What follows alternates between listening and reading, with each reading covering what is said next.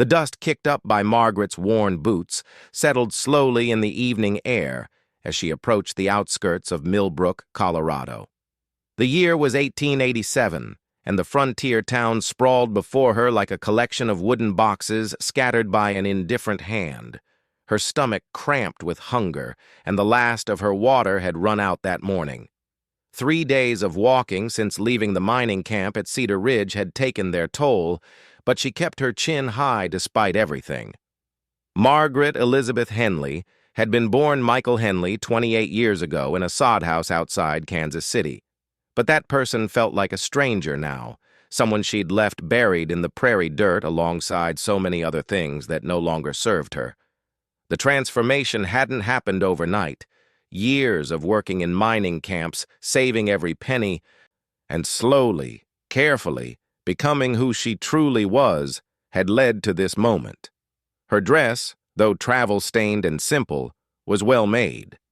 She'd sewn it herself during the long winter months in Cedar Ridge, working by candlelight after her shifts at the general store. The fabric was practical blue cotton, but she'd added small touches that made her feel human again. A bit of lace at the collar, mother-of-pearl buttons she'd traded for with a traveling merchant. Small things that meant everything. The trouble had started when Tom Bradley, the mine foreman's son, had gotten too familiar after too many drinks at Murphy's saloon. He'd cornered her behind the store one evening, his breath reeking of whiskey and tobacco, when his wandering hands discovered what he hadn't expected to find. His confusion had turned to rage faster than summer lightning. "What kind of devil's trick is this?" he'd snarled, his face twisting with disgust and fury. "You're nothing but a damn freak in women's clothing." Margaret had managed to break free and run, but the damage was done. By morning, half the camp knew. By noon, the other half had heard the story, and it grew uglier with each telling. She'd become not just a curiosity, but a threat to their understanding of how the world should work. The preacher declared her an abomination. The mine foreman fired her from the store. Mothers pulled their children inside when she walked past. "We don't want your kind here," Mayor Caldwell had told her, standing on his porch with 5 other men behind him. "Best you move along before things get unpleasant." The threat was clear enough. Margaret had packed her few belongings and left before dawn, taking only what she could carry. Now, 3 days later, she found herself at the edge of another town, hoping this one might offer something different. At the very least, she needed food and water before she could continue further west. Millbrook looked larger than Cedar Ridge, which gave her hope. Larger towns sometimes meant more tolerance, or at least enough people that one more stranger might pass unnoticed for a while. The main street bustled with activity despite the late hour. Cowboys herded cattle through the far end of town, heading for the railroad loading pens. Merchants swept the porches of their establishments. Children played in the dusty spaces between buildings while their mothers called them in for supper. Margaret paused at the edge of the street, gathering her courage. Each new place required the same leap of faith. Would these people see a woman in need of help? Or would they see what Tom Bradley had seen? The answer usually revealed itself quickly enough. She walked toward the center of town, her steps measured and confident despite her exhaustion. A few heads turned her way, but the looks seemed more curious than hostile. That was encouraging. She spotted a boarding house with a painted sign advertising meals and rooms, and headed in that direction. "Excuse me, miss," called a voice from behind her. Margaret turned to see a woman in her 50s approaching, wearing a practical gray dress and an expression of concern. Her graying hair was pulled back in a neat bun, and her face showed the weathering that came from years of frontier life. "I'm Mrs. Patterson," the woman said, extending her hand. "I run the boarding house here. You look like you've traveled far." "I have," Margaret replied, shaking the offered hand gratefully. "I'm Margaret Henley. I was hoping you might have a room available, and perhaps a meal." Mrs. Patterson studied her face with the shrewd eyes of someone who'd seen her share of travelers, both honest and otherwise. Whatever she saw there seemed to satisfy her. "I do have a room, and Clara's just putting supper on the table. You look like you could use both." The boarding house proved clean and welcoming, with the scent of beef stew and fresh bread filling the air. Mrs. Patterson led Margaret to a small but tidy room on the second floor, complete with a wash basin and a view of the street below. The other boarders, mostly cowboys and traveling merchants, nodded politely when introduced, but seemed too focused on their meals to pay her much attention. Over the next few days, Margaret settled into a routine. She helped Mrs. Patterson with cooking and cleaning in exchange for her room and board, and began exploring the town's possibilities for longer-term employment. Millbrook had a dressmaker's shop, 2 general stores, a hotel that catered to railroad passengers, and various other businesses that might have need of someone with her skills. The dressmaker, an elderly German woman named Mrs. Schultz, examined Margaret's needlework with a critical eye before nodding approvingly. "You have good hands for this work," she said in accented English. "I could use help with the busy season coming. Can you start tomorrow?" It seemed almost too good to be true. Margaret had found work, a place to stay, and a town that appeared willing to accept her at face value. For the first time in weeks, she allowed herself to hope that she might finally be able to build the quiet life she'd always wanted. That hope lasted exactly 6 days. The trouble started when Jake Morrison arrived in town. Morrison was a drifter and troublemaker who'd known Margaret back when she'd still been living as Michael before her transformation. He'd worked the same mining camps, drunk in the same saloons, and shared the same bunkhouses. The moment he spotted her coming out of Mrs. Schultz's dress shop, recognition flashed across his weathered face like a lightning strike. "Well, I'll be damned," he said loudly, standing in the middle of the street. "If it isn't little Mikey Henley, all dressed up like he's fooling somebody." Margaret's blood went cold. She kept walking, hoping he'd let it pass, but Morrison wasn't the type to let anything pass. He followed her, his voice carrying to every ear on the street. "Hey, folks," he called out. "Y'all know you got a man in a dress living here? This here's Michael Henley, used to work the copper mines over in Nevada. Spent many a night in the same bunkhouse with him, I did. Funny how he's pretending to be a woman now." Heads turned. Conversations stopped. Margaret quickened her pace toward the boarding house, but Morrison kept following, his voice getting louder and more aggressive. "What's the matter, Mikey? Cat got your tongue? These good people deserve to know what kind of freak they're harboring in their town." By the time Margaret reached Mrs. Patterson's front porch, a crowd had gathered. The faces that had been friendly just that morning now showed confusion, disgust, and growing anger. Mrs. Patterson stood in her doorway, her expression torn between loyalty to her boarder and concern for her reputation. "Is it true?" asked Mayor Henderson, a thin man with wire spectacles who'd stopped his evening walk to listen to Morrison's accusations. "Are you really a man?" Margaret turned to face them all, her heart hammering but her voice steady. "I'm exactly who I've told you I am. My name is Margaret Elizabeth Henley, and I'm a woman who's trying to make an honest living in your town." "But he's right, isn't he?" pressed the mayor. "You were born male." The question hung in the air like smoke from a gun barrel. Margaret could lie, but Morrison was already there to contradict her. And lies had a way of making everything worse in the end. "How I was born isn't the same as who I am," she said finally. "I've never deceived anyone about my character or my intentions. I work hard, I pay my way, and I bother no one." "You're bothering me," shouted Morrison. "And you're bothering every decent Christian in this town by parading around in women's clothing like it's natural." The crowd murmured agreement. Mrs. Patterson stepped back into her doorway, clearly torn.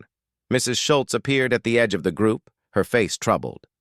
"I think perhaps it would be best if you moved on," said Mayor Henderson, his voice carefully measured. "We're a respectable community here, and this situation is irregular. I'm sure you understand." "I understand perfectly," Margaret replied.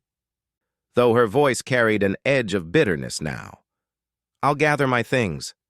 She turned to go inside, but Morrison grabbed her arm roughly. "Maybe we ought to make sure you don't come back," he said. "Maybe we ought to send a message about what happens to freaks who try to fool decent people." His grip tightened painfully, and Margaret saw the ugly light in his eyes that she'd learned to recognize and fear.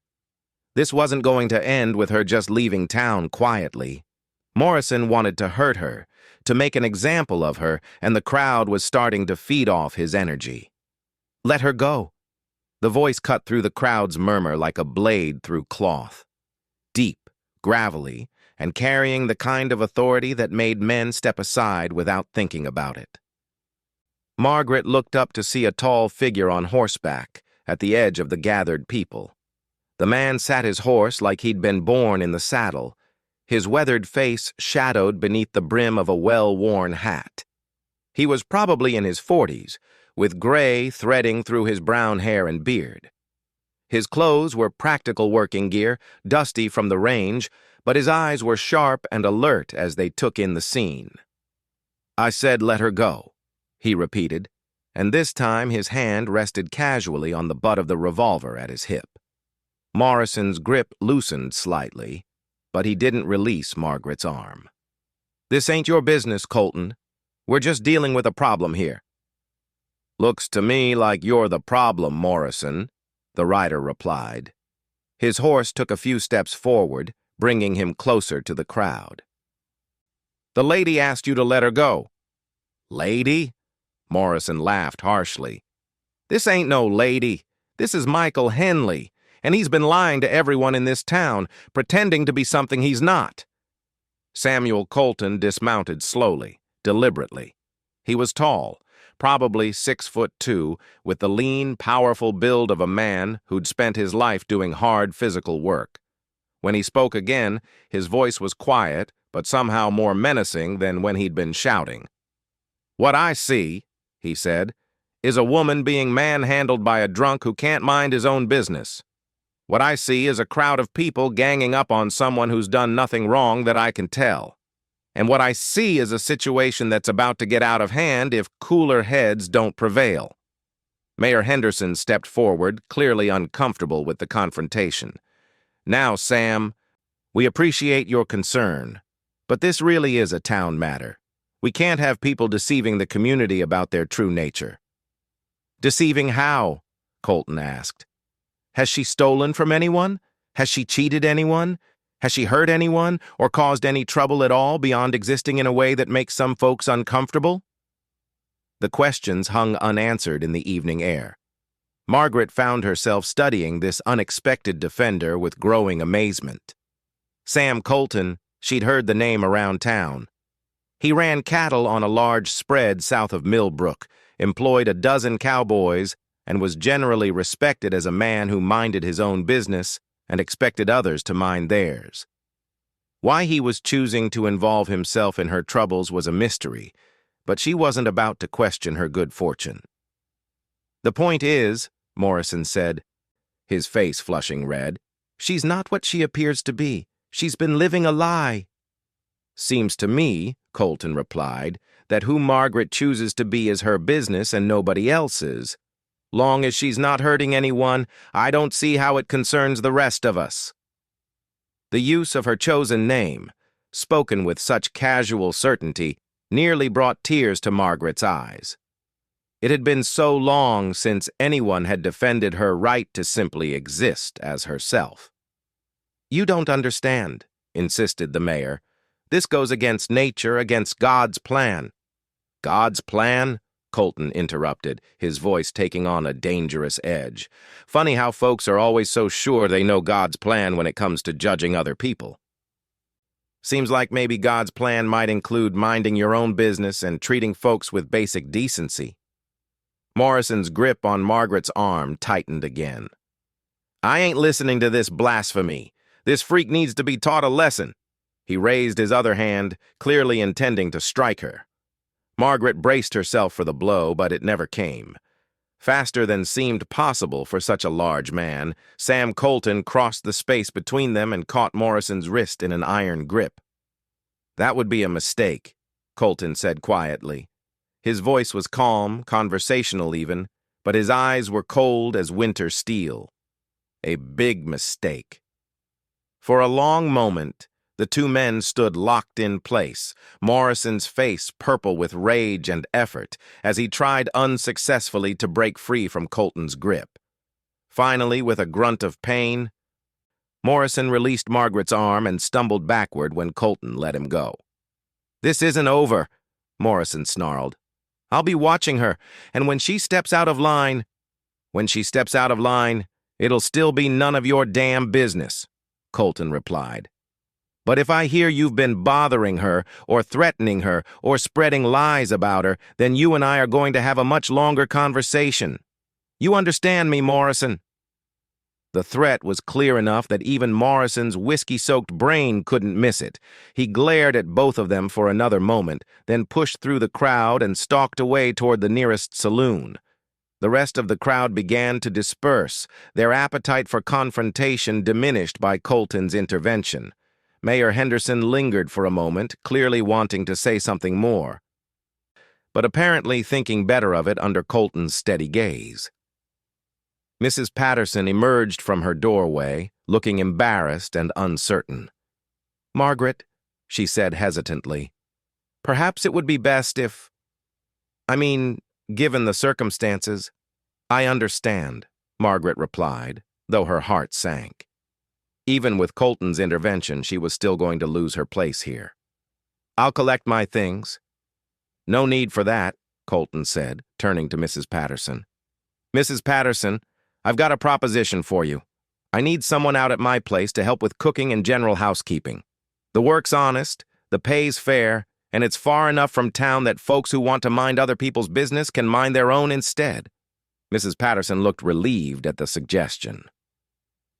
It solved her problem without forcing her to directly throw Margaret out on the street.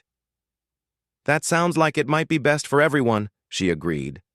Margaret stared at Colton in amazement.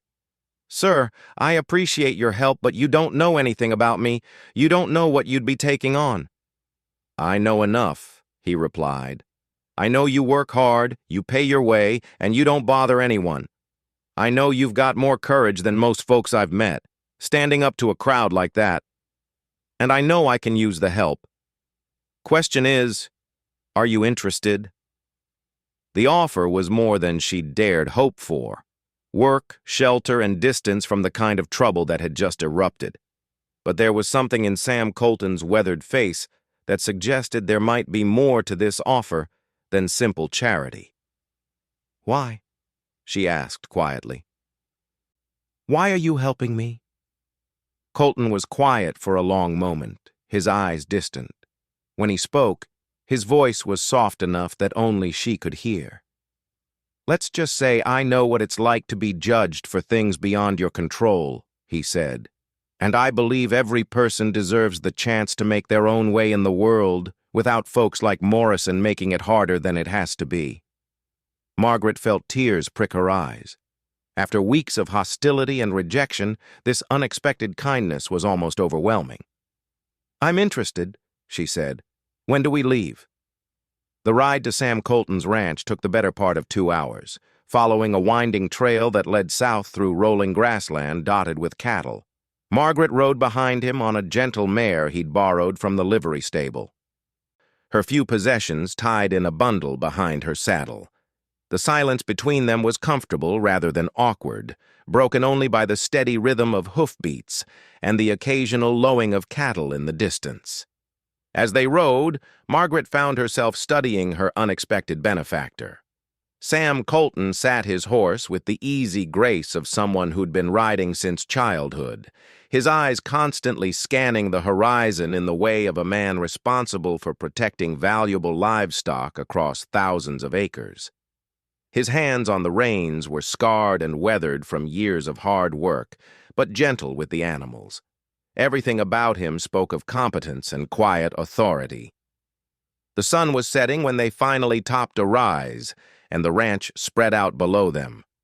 The main house was larger than Margaret had expected, built of solid timber with a wide front porch and stone chimney. Outbuildings scattered around the property included a large barn, several corrals, a bunkhouse for the hired hands, and what appeared to be a workshop of some kind. Gardens and fruit trees near the house suggested someone had put considerable effort into making this place a home rather than just a working ranch. "It's beautiful," Margaret said, the first words either of them had spoken since leaving town. "My wife thought so too," Colton replied, and something in his voice made Margaret glance at him sharply.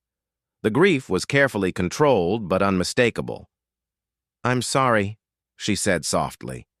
He nodded once, acknowledging her words without elaborating. They rode down into the ranch yard where several cowboys emerged from the bunkhouse to tend their horses. The men greeted Colton with the easy familiarity of long employment, but their eyes were curious and cautious when they looked at Margaret. "Boys," Colton said as he dismounted, "this is Margaret Henley. She's going to be helping with the house and cooking. I expect you'll treat her with the same respect you'd show any lady." The words were spoken mildly, but there was steel underneath them. The cowboys touched their hats politely and murmured greetings. If any of them had heard the gossip from town, they kept it to themselves. The inside of the house was as well maintained as the exterior, though it clearly showed signs of a man living alone. The furniture was solid and practical, built to last, but dust had gathered in corners, and the kitchen showed signs of someone who cooked only what was necessary for survival. In the parlor, Margaret noticed a portrait of a lovely woman with kind eyes and Sam's same strong jawline. "That was Elizabeth," Colton said, following her gaze. "She passed 3 years ago. Fever took her quick." "She was beautiful," Margaret said. "She was that. She was also the one who really made this place what it is, had a gift for making a house into a home." He paused, looking around the room with eyes that saw memories rather than dust. "I'm afraid I've let things slide since then. Never seemed to matter much, with just me here." Margaret set down her bundle and looked around with the practiced eye of someone who'd kept house in mining camps and boarding houses. The bones of the place were good, but it needed a woman's touch to bring it back to life. "If you don't mind my asking," she said carefully, "why did you really offer me this position? You could hire any number of women from town who wouldn't bring the kind of trouble that seems to follow me." Colton was quiet for a long moment, standing by the window and looking out at his land. When he spoke, his voice was thoughtful. "You remind me of Elizabeth in some ways. Not in looks, but in spirit. She had that same backbone, that same refusal to let the world push her around just because she was different from what folks expected." "Different how?" "Elizabeth was half Cherokee," he said simply. "Her mother was full-blood, her father a white trader. When I brought her here as my wife, a good portion of the territory wasn't too happy about it. Some folks made their feelings known in ways that got unpleasant." Margaret felt a chill of understanding. In 1887, a white man marrying a woman with Indian blood was asking for trouble in most parts of the frontier. The prejudice and hatred could be every bit as violent as what she'd faced. "What did you do?" "Same thing I did tonight. Made it clear that anyone who had a problem with my wife was going to have a much bigger problem with me. Most folks decided it wasn't worth the trouble after a while." His smile was grim. "A few didn't, and they learned different." "And the others? Your hands? The neighbors?" "The men who work for me learned quick that Elizabeth was the lady of this house and would be treated as such. Those who couldn't adjust to that idea found employment elsewhere. As for the neighbors," he shrugged, "most came around eventually. Elizabeth had a way of winning people over. She was kind to their children, helped with birthing and doctoring when needed, never looked down on anyone despite how they'd treated her. By the time she died, half the county was at her funeral." Margaret absorbed this information, understanding now why Sam Colton had stepped in to defend her. He'd fought this battle before, against different prejudices, but the same kind of ignorance and hatred. "I'm not asking you to win anyone over," he continued. "I'm just asking you to help me get this place back in order. The cooking, the cleaning, maybe some mending and such. In return, you'll have a roof over your head, 3 meals a day, and wages enough to save some money if you're careful. Most importantly, you'll be far enough from town that folks like Morrison can't make trouble for you every day." "And your hands? They're all right with this arrangement?" "They'll adjust or they'll find work elsewhere, same as they did with Elizabeth. I hire men to work cattle, not to have opinions about my household arrangements." The offer was more generous than anything Margaret could have hoped for, but she'd learned to be cautious about situations that seemed too good to be true. What happens if someone comes out here looking to make trouble? If Morrison or others like him decide to pay a visit? Colton's hand moved unconsciously to the gun at his hip. Then they'll discover that folks are a lot more polite when they're not standing behind a crowd. That night, Margaret settled into a small but comfortable room that had apparently served as Elizabeth's sewing room.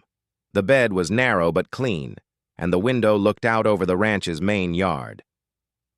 For the first time in weeks, she felt safe enough to truly rest. She woke before dawn, as was her habit, and made her way to the kitchen. The stove was cold and the supplies were basic, but she'd worked with less. By the time Colton emerged from his room, the smell of bacon, eggs, and fresh coffee filled the house. "Smells like heaven," he said, settling at the kitchen table with obvious pleasure.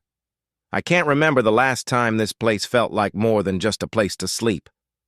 "A house needs more than just someone living in it," Margaret agreed, setting a plate before him. "It needs someone caring for it." Over the following days, they settled into a routine. Colton would rise early to check on the cattle and assign work to his hands, while Margaret tackled the accumulated neglect of 3 years' bachelor living. She scrubbed and organized, mended and cleaned, gradually bringing order and comfort back to the house. In the evenings, they would share dinner and often sit on the front porch, talking about the day or simply enjoying the quiet of the countryside. The cowboys initially maintained a polite but distant attitude toward her, but as days passed and she proved herself capable and hard-working, they began to warm up. She mended their torn shirts and cooked meals that reminded them of home. When young Billy Martinez came down with fever, she sat up through the night nursing him with the same skill she'd learned caring for sick miners in the camps. "You've got a healing touch, Miss Margaret," said Tom Sullivan, the ranch foreman, after Billy was back on his feet. "That boy would have been in real trouble without your care."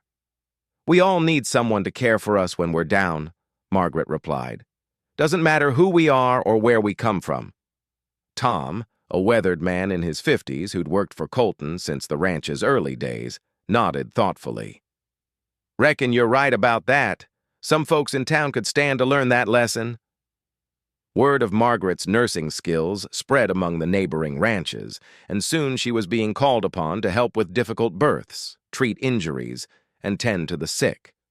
She never asked for payment, but grateful families sent gifts of food, fabric, and other necessities.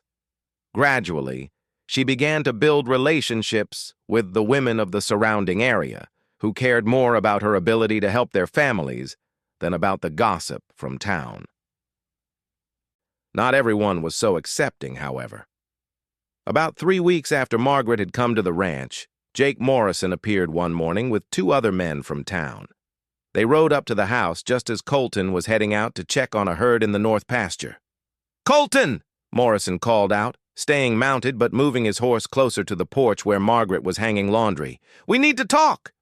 Sam turned his horse to face the 3 men, his posture alert but seemingly relaxed.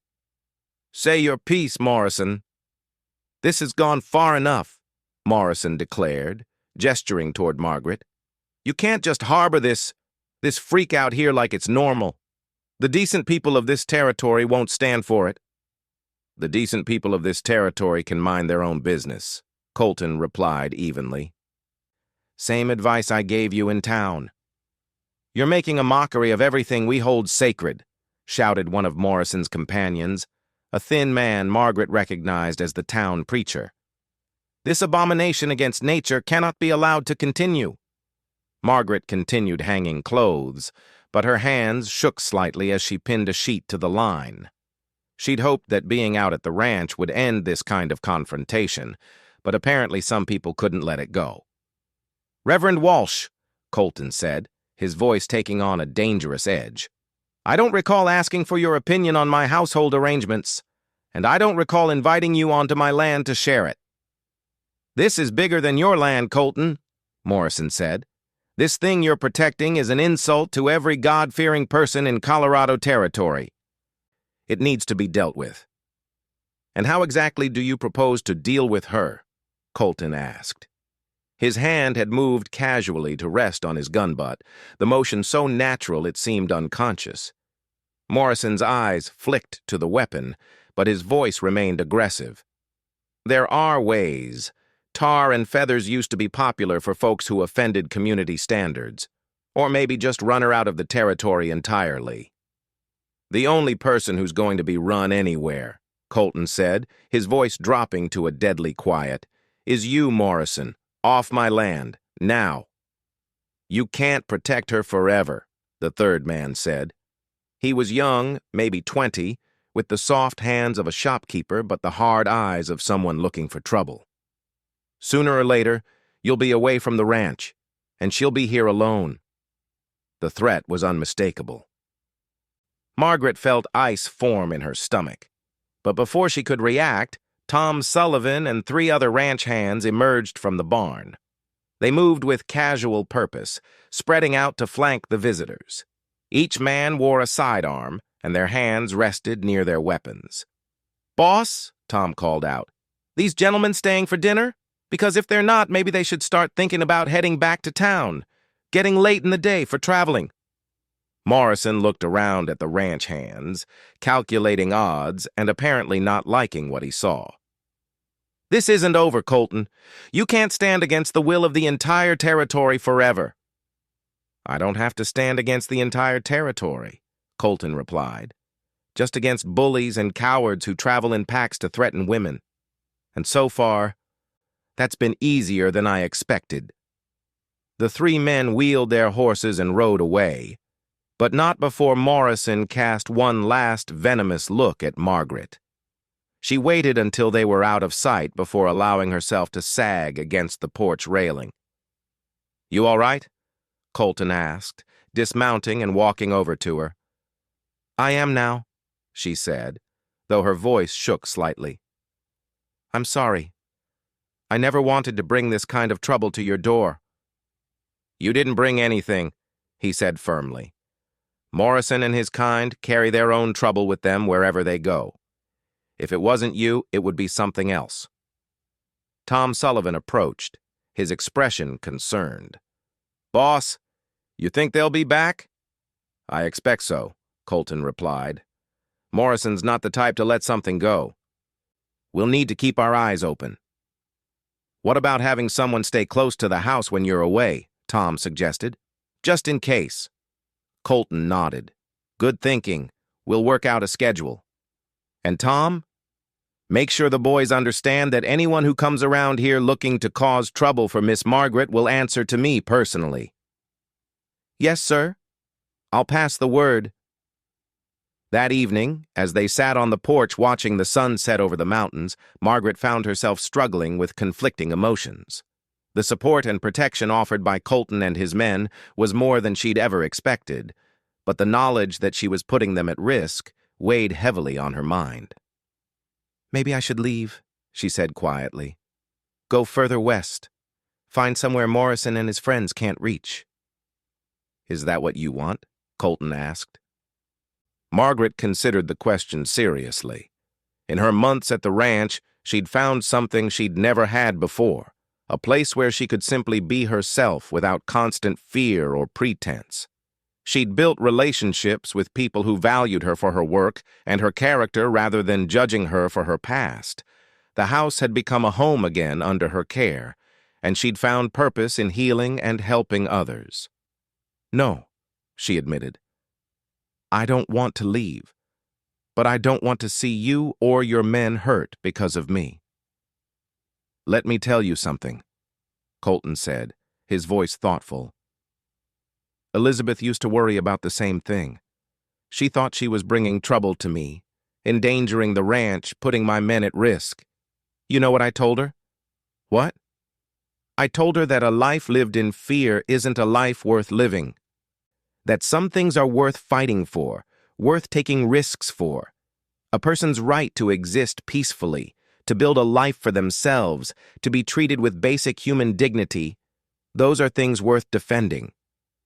Even when the cost might be high? Especially then. Because if good people don't stand up to bullies like Morrison, if we just let them run roughshod over anyone who's different or vulnerable, then we're not really living in a civilized society at all. We're just animals pretending to be something better. Margaret felt tears prick her eyes. I never expected to find someone willing to fight for me. After so many years of facing it all alone.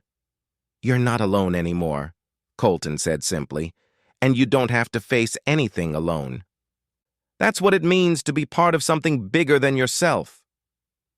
As if to underscore his words, Tom Sullivan appeared around the corner of the house, making his evening rounds. He touched his hat respectfully to Margaret and nodded to Colton. All quiet, boss. Billy's taking first watch tonight, and I'll relieve him at midnight. We'll keep a sharp eye out. Thanks, Tom, Colton replied. Get some rest when you can. After Tom had moved on, Colton turned back to Margaret. See, you're not in this alone. Every man on this ranch understands what we're protecting here and why it matters. What exactly are we protecting? Margaret asked. Colton was quiet for a long moment, looking out at the stars beginning to appear in the darkening sky. When he spoke, his voice carried the weight of hard-won wisdom. We're protecting the idea that people should be free to live their lives without having to apologize for who they are. We're protecting the notion that kindness and decency matter more than conformity. And we're protecting the right of folks to make their own choices about how they want to live, as long as they're not hurting anyone else. Those are big ideas for a cattle ranch. Maybe. But if we don't defend them here, in the small places and everyday moments, then where will we defend them?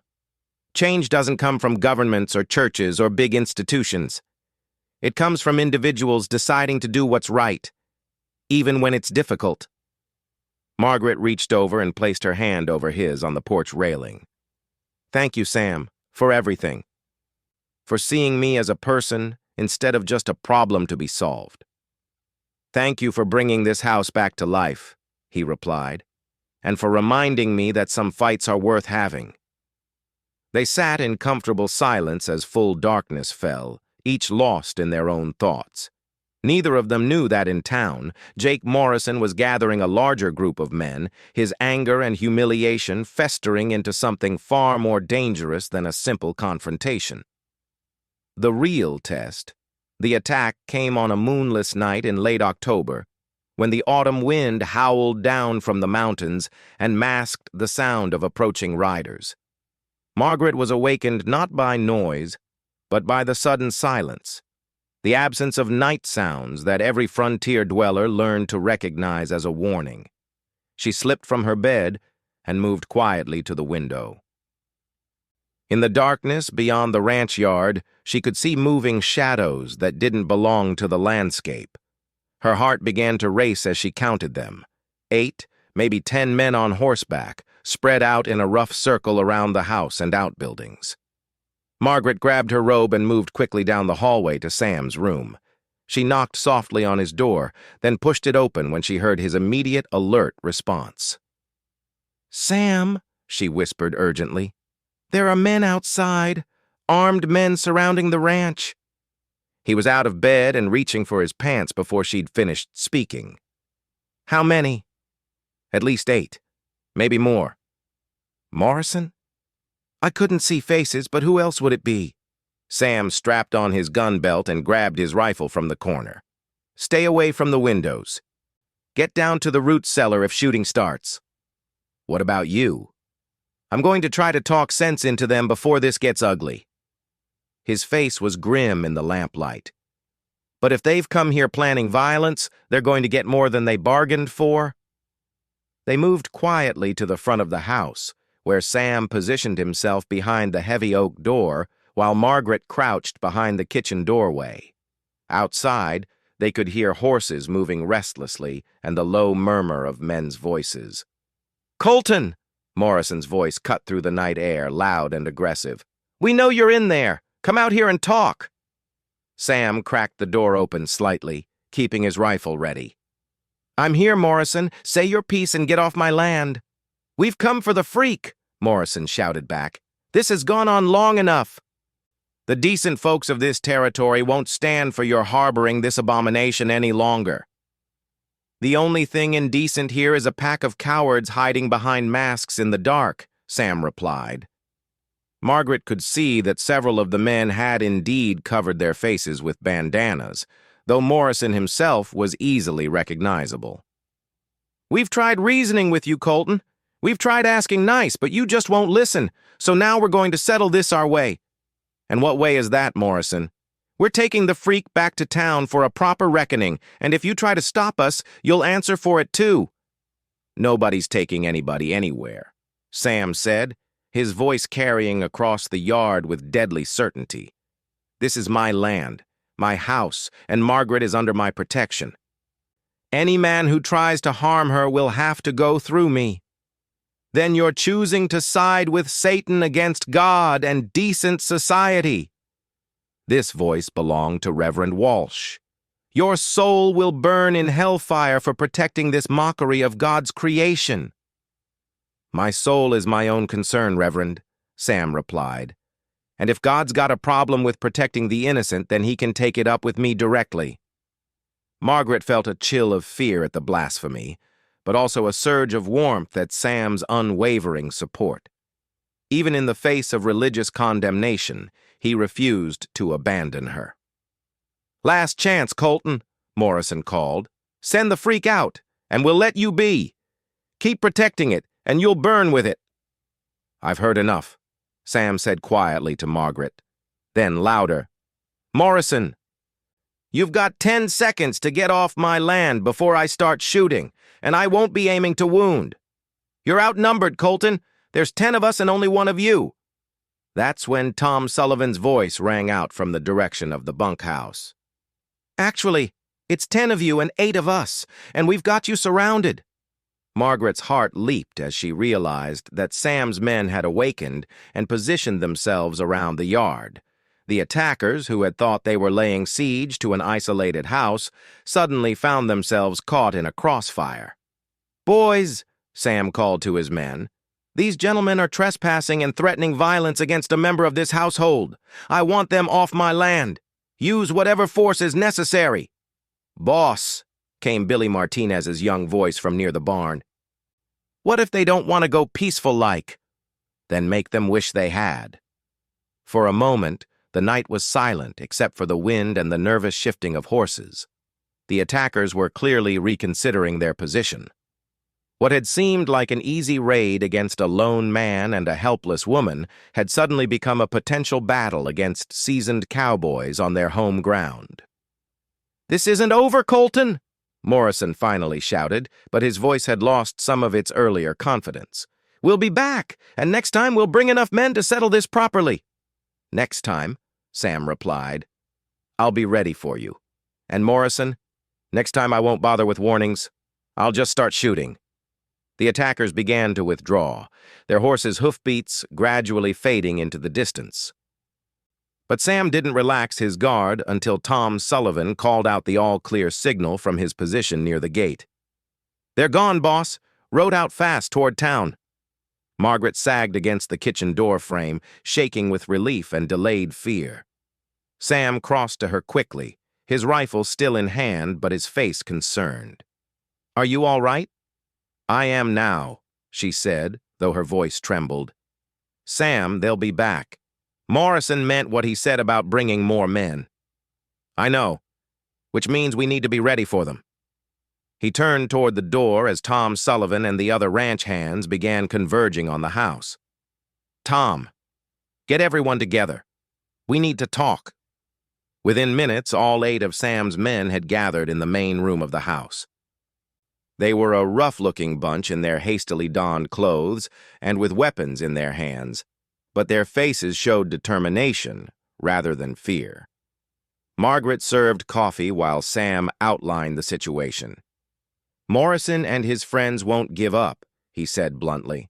"They'll be back with more men, probably within a few days. They're convinced they're on some kind of holy mission, and that makes them dangerous."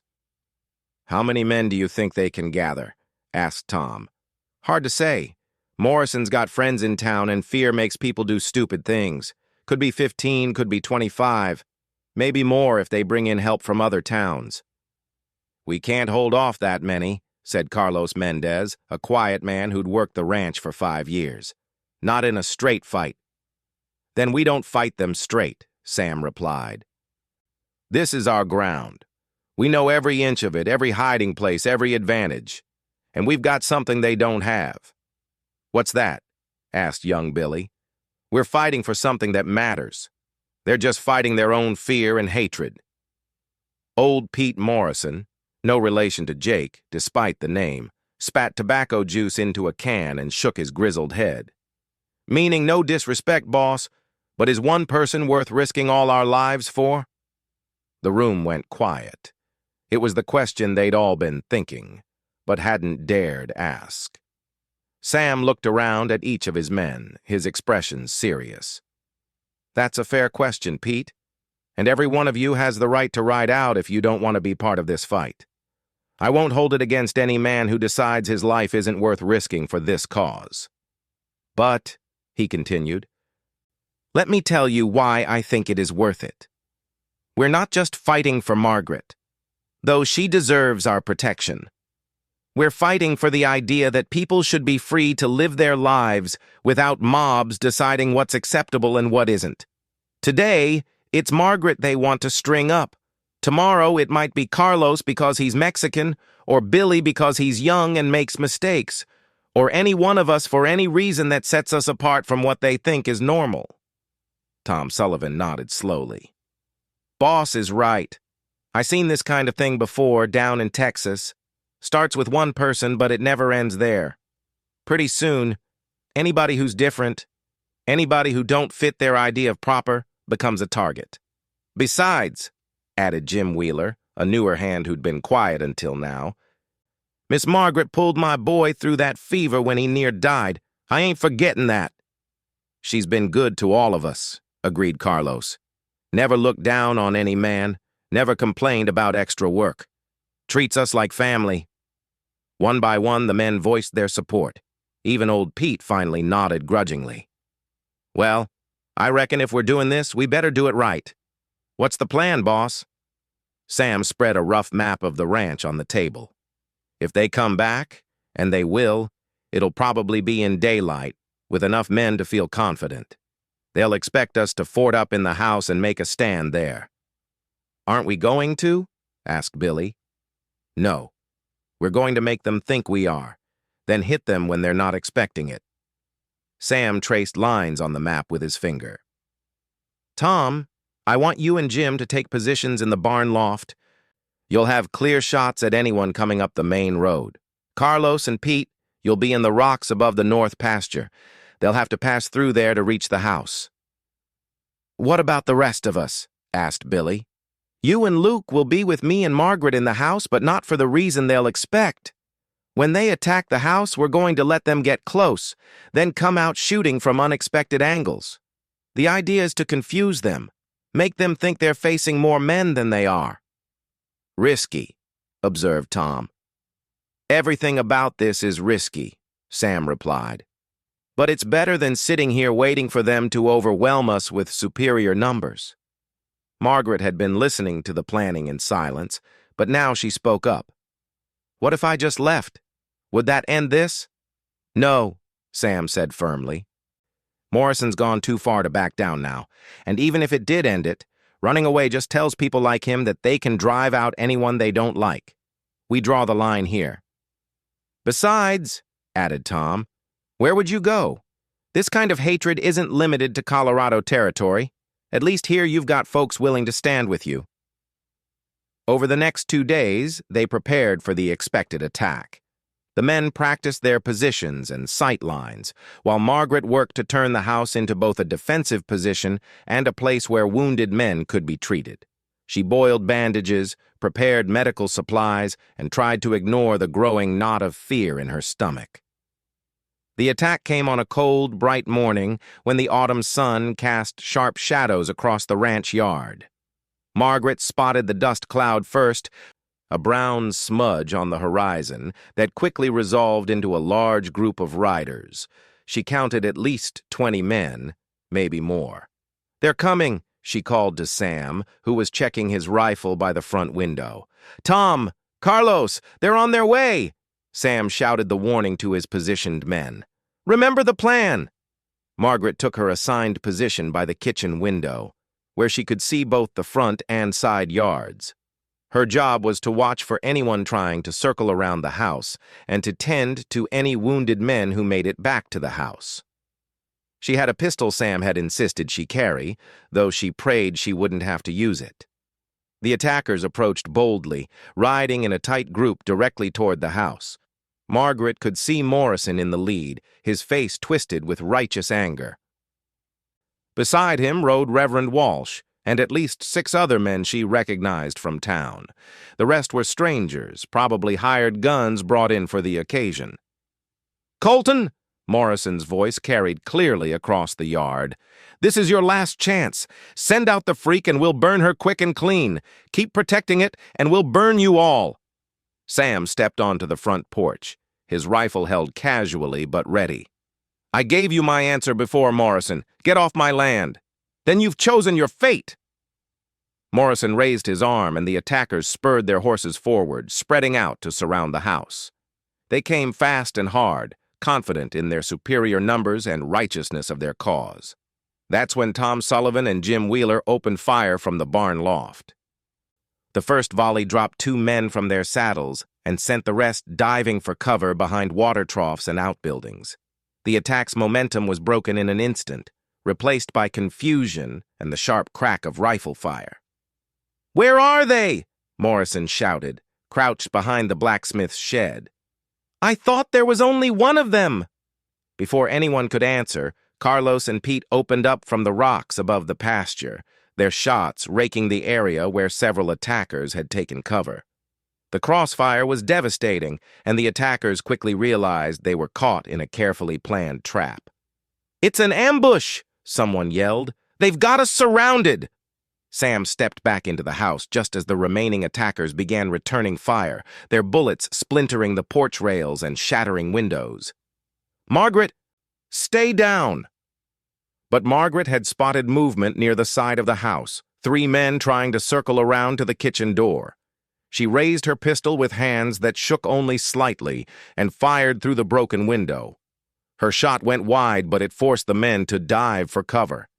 "Sam, 3 men on the south side." Sam moved quickly to the kitchen, arriving just as the 3 men made their rush for the door.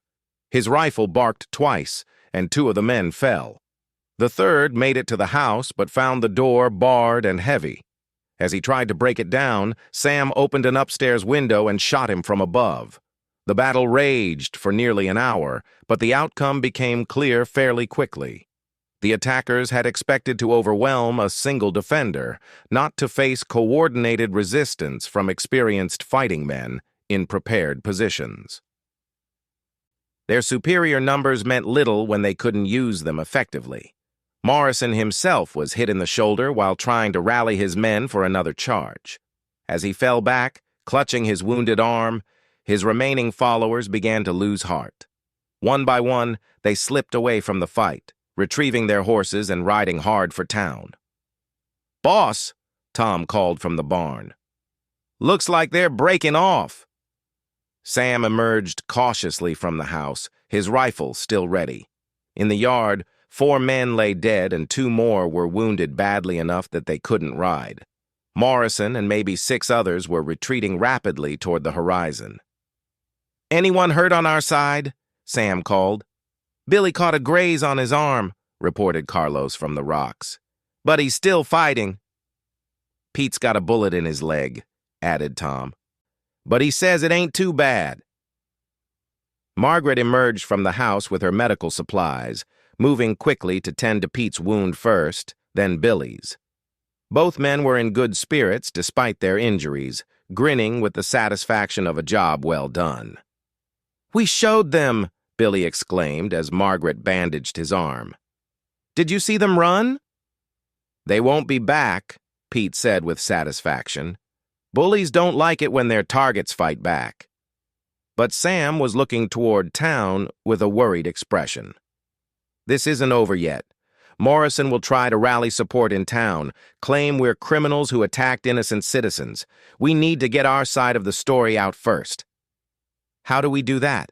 asked Tom. "We go to town, all of us, and we tell everyone exactly what happened here." Margaret felt a chill of fear. "Sam, if we go to town, Morrison's friends will be waiting. We'll be walking into their territory." "Maybe. But if we don't go, if we just sit out here while Morrison spreads his version of events, we'll be branded as outlaws. Eventually, they'll come back with the territorial marshal or even the army. We need to face this head on."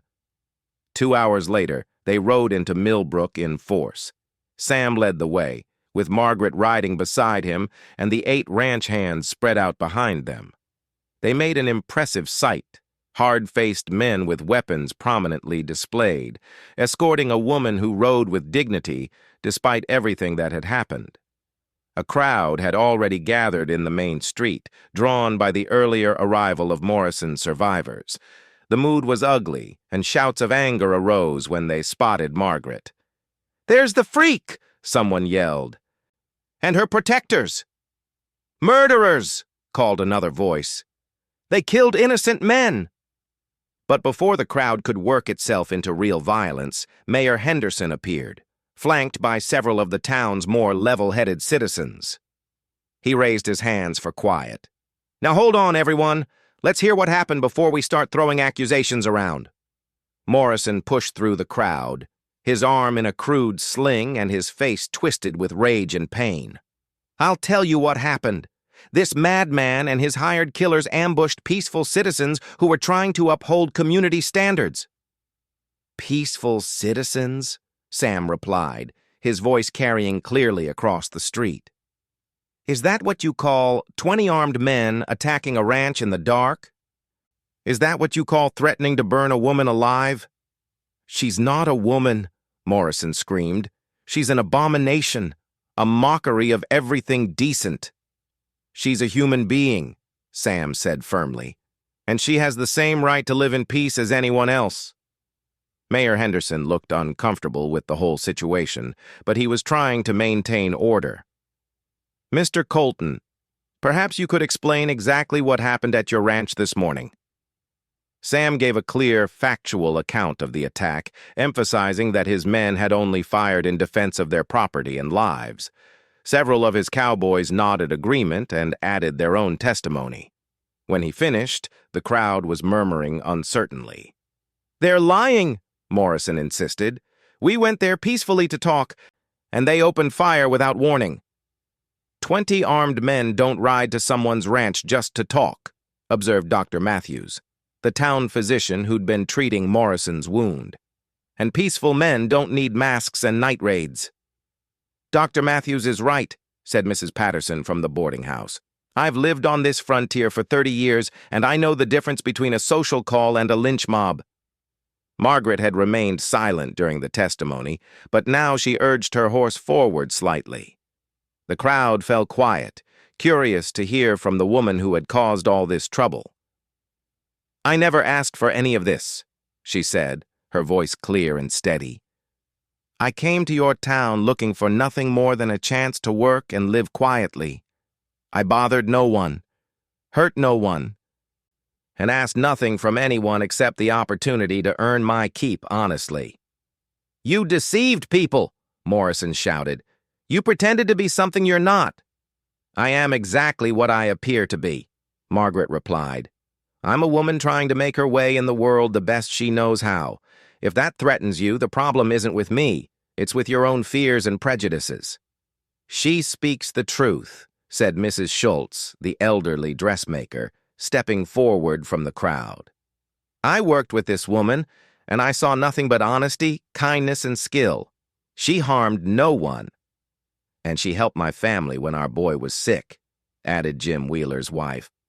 Sat up all night caring for him when he had the fever. That's not the action of someone evil.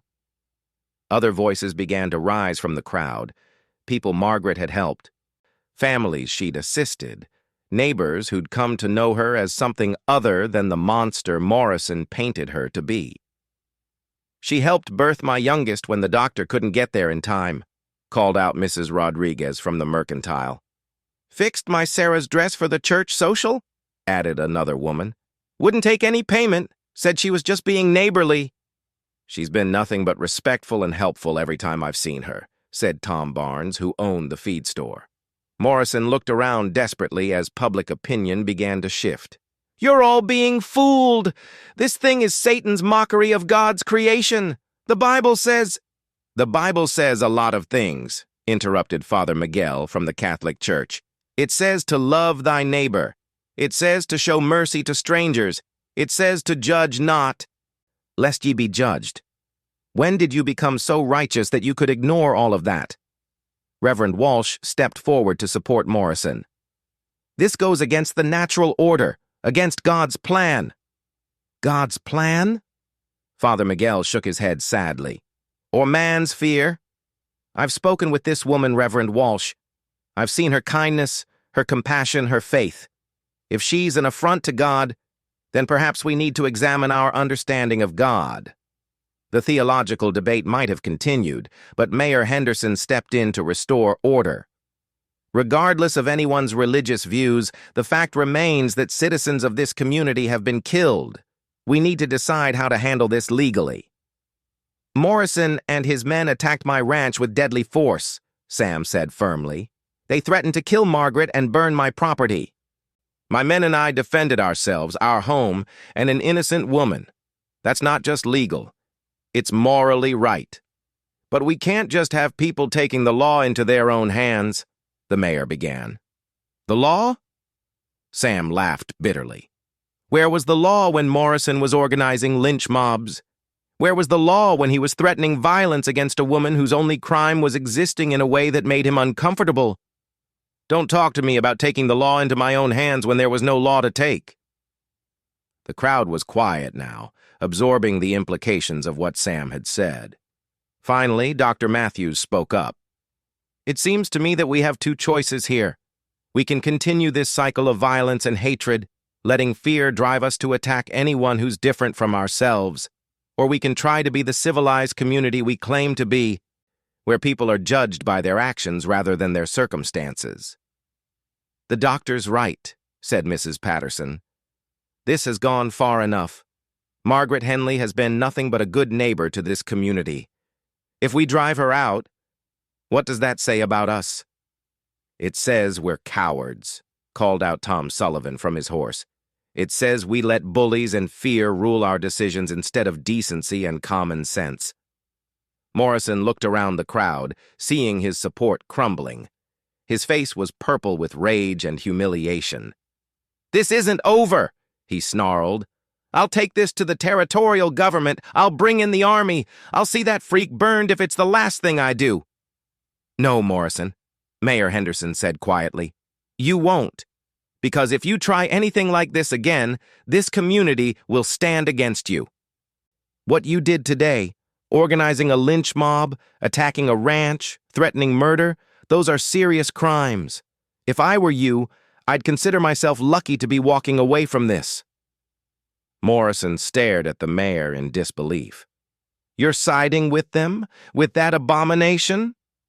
I'm siding with law and order, Henderson replied, and with basic human decency, something you seem to have forgotten.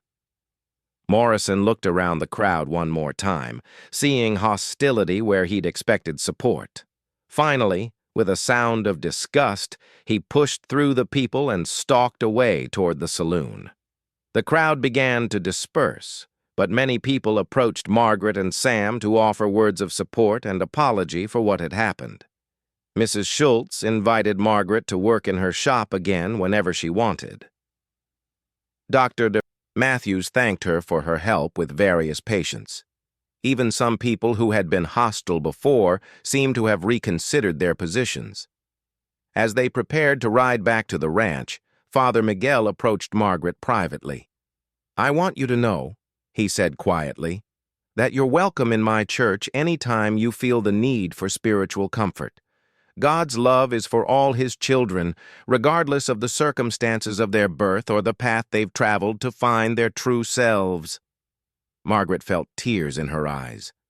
"Thank you, Father. That means more than I can say." "And Miss Henley?" the priest added with a gentle smile. "If you ever decide you want to be married in a proper church ceremony, I'd be honored to perform the service." Margaret looked at him in confusion. "Married? Father? I'm not—" She turned to see Sam Colton dismounting from his horse and walking toward her with an expression she'd never seen before. He looked nervous, determined, and hopeful all at once. "Margaret," he said, stopping in front of her horse, "we've been through hell together, and we've come out the other side stronger. We've built something good at the ranch, something worth fighting for. I was wondering if you'd consider making it permanent." Margaret stared down at him in amazement. "Sam, are you—" "I'm asking you to marry me," he said simply. "I know it's sudden, and I know there will be people who object. But I also know that life's too short to waste time worrying about other people's opinions. You've brought light back into my house and purpose back to my life. I love you, Margaret, and I want to spend whatever time I have left making sure you know that every single day."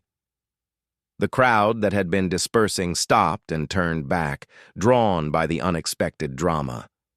Margaret looked around at their faces, some curious, some supportive, a few disapproving, but most simply waiting to see what would happen next. "Yes," she said quietly. Then louder so everyone could hear, "Yes, Sam Colton, I'll marry you." The cheer that went up from the crowd was spontaneous and heartfelt. Even some of the people who had been uncertain about Margaret seemed to be won over by the obvious love between the two people before them.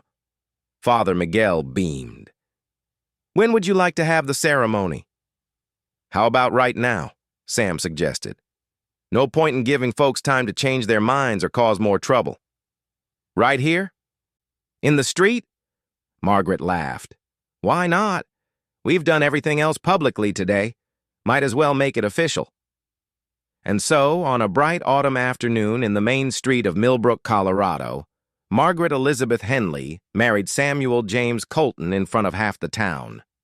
Mrs. Patterson cried openly. The ranch hands cheered and fired their guns in the air, and even some of the people who had been hostile earlier seemed caught up in the joy of the moment. As they kissed to seal their vows, Margaret realized that she had found something she'd never dared hope for. Not just acceptance, but love, family, and a community willing to stand up for what was right even when it was difficult. Jake Morrison, watching from the saloon window with a bottle of whiskey for company, turned away in disgust. But he was alone now, abandoned by all but the most bitter and twisted of his former supporters. His hatred had been exposed for what it was, not righteous indignation, but simple fear and cruelty. And in the face of love, courage, and community solidarity, that hatred had no power. 3 months later, Margaret Colton was helping to deliver the minister's wife's baby when Mrs. Walsh looked up at her with tears in her eyes. "I owe you an apology," she whispered. "My husband and we were wrong about you. Terribly wrong." "We all make mistakes," Margaret replied gently, working to ease the baby's passage into the world. "What matters is that we learn from them." When the baby finally arrived, a healthy girl with strong lungs and her father's stubborn chin, Reverend Walsh was waiting anxiously outside the bedroom. He looked up when Margaret emerged to tell him the good news. "Mrs. Colton," he said quietly, "I want you to know I've been praying about this, about my actions and my attitudes. I believe I let fear and pride lead me away from Christian charity. I hope you can forgive me." "Already forgiven," Margaret said simply. "Your wife and daughter need you now." As she watched the minister rush to his family, Margaret reflected on how much had changed. The town that had once been ready to drive her out now accepted her as simply another neighbor, someone who helped when help was needed and minded her own business otherwise. Her marriage to Sam had been the key that opened doors, but her own actions had kept them open. That evening, sitting on the porch of the ranch house with Sam beside her, Margaret looked out over the land that had become her home. The mountains stood purple against the setting sun, and cattle grazed peacefully in the distance. Tom Sullivan and the other hands were finishing their evening chores, their voices carrying across the yard in easy conversation. "Do you ever regret it?" Sam asked quietly. "Taking on all this trouble for someone like me?" Margaret reached over and took his hand. "Someone like you? You mean someone brave enough to stand up for what's right even when it's hard? Someone willing to risk everything to protect someone he cares about?" "No, Sam. I don't regret that at all. Sometimes I think about Elizabeth, about what she would have thought of all this." "What do you think she would have thought?" Sam was quiet for a long moment. "I think she would have liked you. I think she would have been proud that her home became a place where someone like you could find safety and acceptance." "I hope so. I would have liked to know her." "You do know her, in a way. Her spirit is still here in this house, in the garden she planted, in the kindness that still lives in these walls. You've become part of that legacy, Margaret. You've helped keep it alive." As darkness fell over the ranch, Margaret thought about the strange journey that had brought her to this place. She'd left so many homes behind, driven out by fear and hatred and ignorance. But here, finally, she'd found not just shelter, but belonging. Not just acceptance, but love. The frontier was still a hard place for people like her. There would always be those who saw difference as something to be feared and destroyed rather than understood and celebrated. But there would also be people like Sam Colton and his men, like Mrs. Patterson and Dr. Matthews and Father Miguel, people willing to stand up and say that everyone deserved the chance to live with dignity and respect. Margaret had learned that courage was contagious. One person's willingness to do what was right, even when it was difficult, could inspire others to find their own courage. Sam's defense of her had shown the community that their better angels were stronger than their fears. And perhaps most importantly, she'd learned that home wasn't a place you found. It was something you built, one relationship at a time, one act of kindness at a time, one moment of standing up for what was right at a time. As the stars came out over the Colorado mountains, Margaret Colton settled back against her husband's shoulder and smiled. Tomorrow would bring new challenges, new opportunities to build the world she wanted to live in. But tonight, surrounded by love and acceptance in the home they'd fought so hard to protect, she was exactly where she belonged. Their convictions was still to come.